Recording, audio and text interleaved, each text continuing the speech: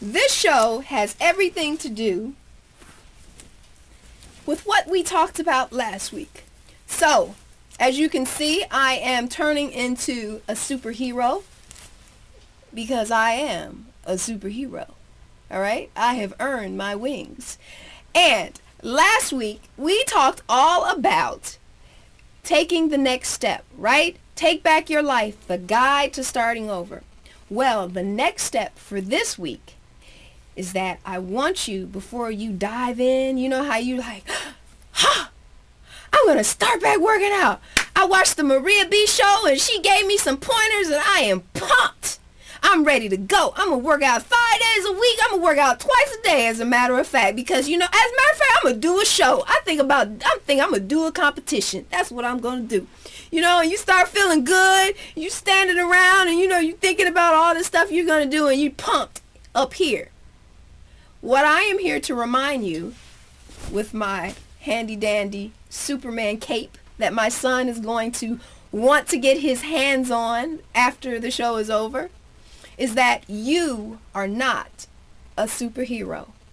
So, what that means, before you dive back into your plan that you got all mapped out in your head and you have not been consistent or you haven't been in the gym in a while, one of the 3 things that I want you to focus on is that, number 1, men, if you have been mowing the lawn in your sneakers for the past 4 years, please don't wear those sneakers to the gym because you're going to hurt yourself. You have no support.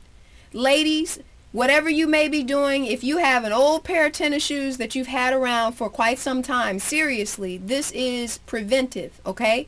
So what I want you to do is pay attention to the shoes. So when you're talking about, you know, having aches and pains in your joints and your back is bothering you, the first thing I want you to focus on are your shoes. How long have you been working out, or how long have they been working out on their own?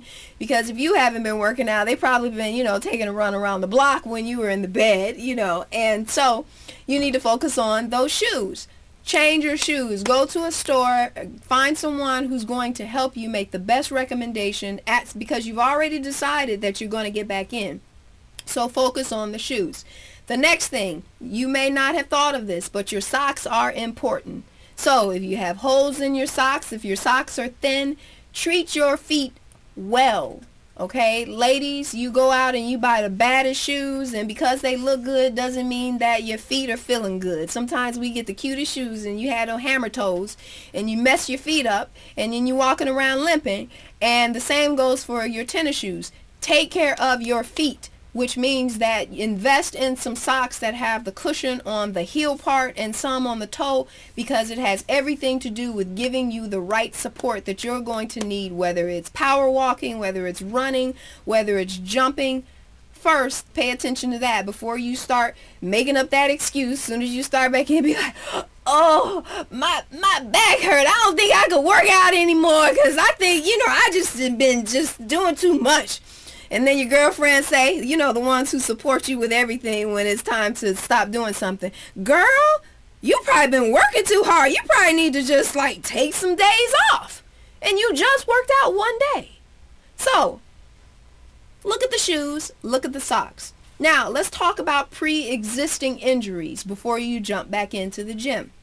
Because next show, we're going to be transitioning into that workout.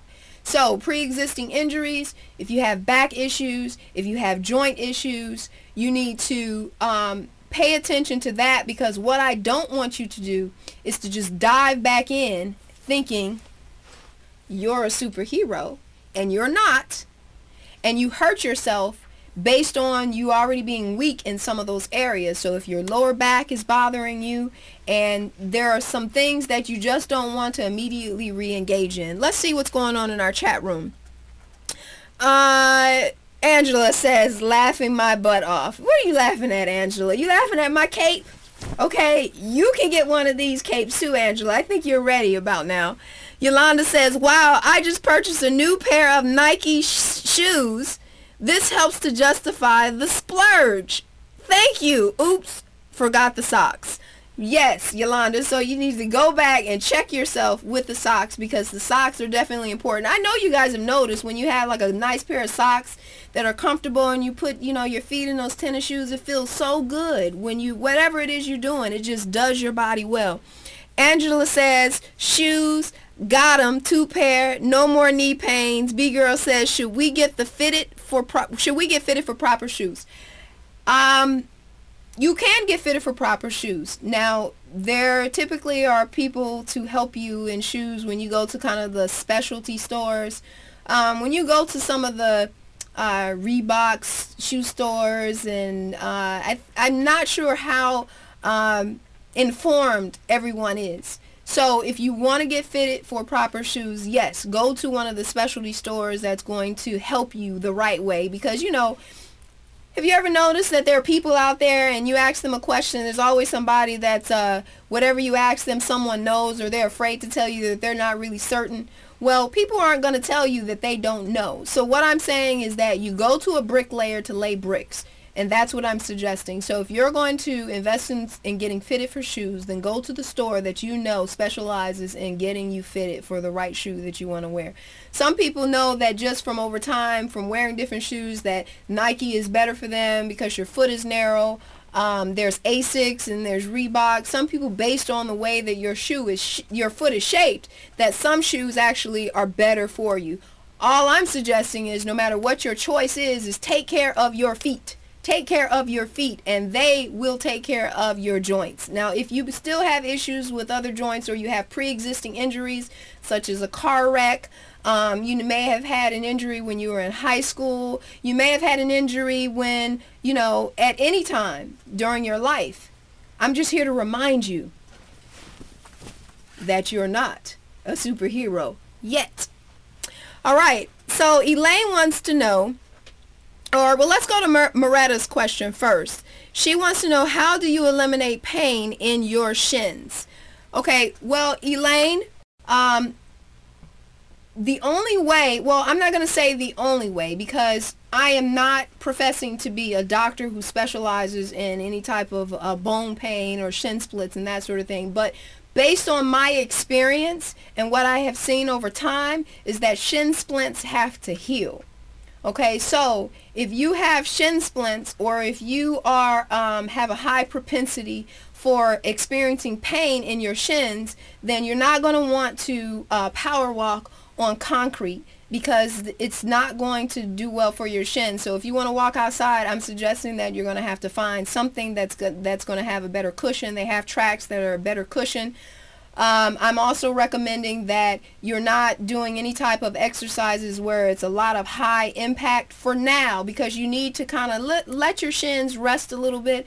That may be a genetic area that is weaker, and that does exist, that sometimes it is a gene passed on to you, that it's a certain area on your body that's weaker, and I'm not sure if it's your shins or not, but I'm suggesting that do the process of elimination. If you've never allowed your shins to heal by putting yourself in a different environment that gives you more cushion, then what I'm recommending is that you do that first. And if you're still having issues, also check your shoes, because you may not be wearing the proper shoes based on the type of exercises that you're doing. So those are some of the suggestions. You don't take a pill. So let's just, call that what it is. You don't take a pill for it.